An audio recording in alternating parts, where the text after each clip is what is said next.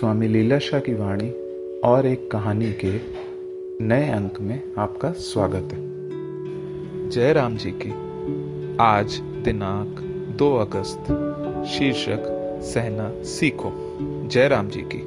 जो ना करना चाहिए था वह कर रहे हो और जो करना है वह नहीं करते।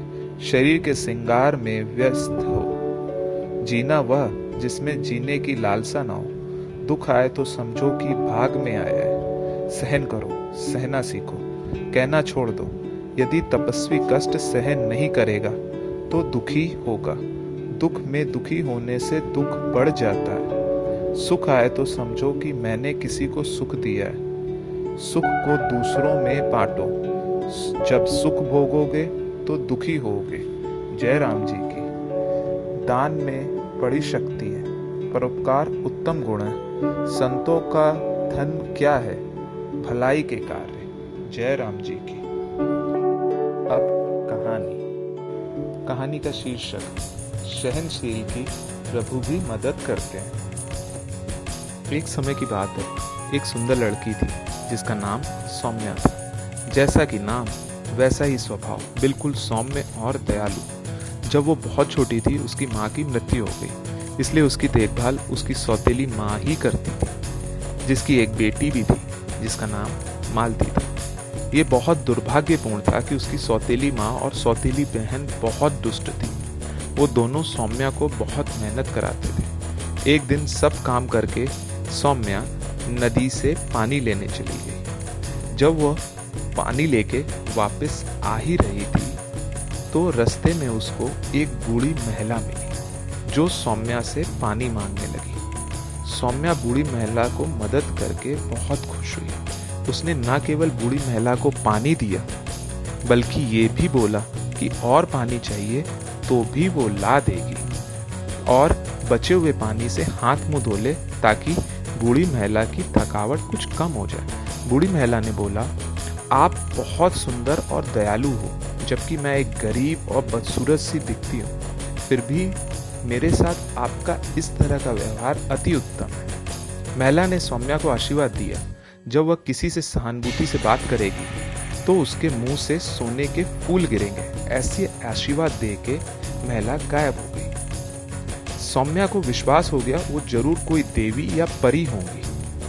अब इस तरह का विश्वास कोई देवी या परी ही दे सकती है जो आसमान से आई है।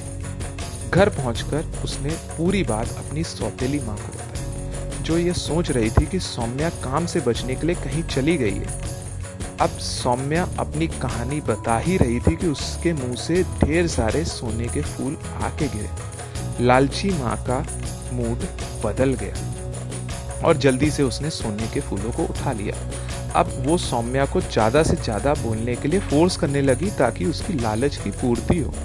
उस दिन के बाद सौतेली माँ ने उससे जितना ज्यादा हो सके बोलने के लिए कहा ताकि उसके मुंह से सोने के फूल निकलते रहे और वो उसको जाके बाजार में बेचने लगी, जिससे उसके पास बहुत सारे पैसे इकट्ठे हो गए। सौम्या को अब ज्यादा काम तो नहीं करना पड़ता था, परंतु अब उसकी सौतेली माँ उसको ज्यादा बोलने के लिए फोर्स करती थी, जिससे उसका गला खराब हो गया और गले से आवाज आनी बंद हो गई। अब सौतेली माँ ने उसको फिर मारना पीटना शुरू कर दिया, परंतु सौम्या के मुंह से आवाज आई ही नहीं। अब अपनी लालच की पूर्ति के लिए सौतेली माँ ने अपनी सगी बेटी मालती को वैसा ही करने को बोला जैसा सौम्या ने बताया था।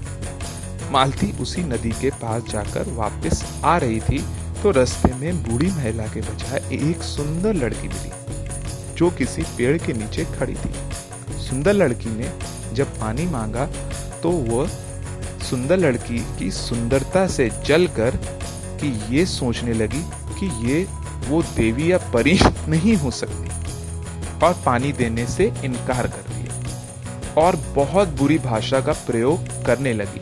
लेकिन वो एंजली थी। उसने मालती को श्राप दिया कि जैसे ही वो कुछ बोलेगी हर शब्द पे 100 कीड़े उसके मुंह से निकलेंगे। मालती ने घर जाकर पूरी बात माँ को बताई, जिससे बोलते हुआ पूरा घर कीड़ों से भर दिया। अब माँ ने सोचा सौम्या ने उसकी बेटी से जलकर उसे झूठ बोलकर फंसाया और सौतेली माँ ने उसको घर से निकाल दिया। अब सौम्या रोती हुई दूर चलती गई। रास्ते में उसको एक पार्क यानी कि बगीचा मिला, जिसमें जाकर वो बैठकर रो रही थी।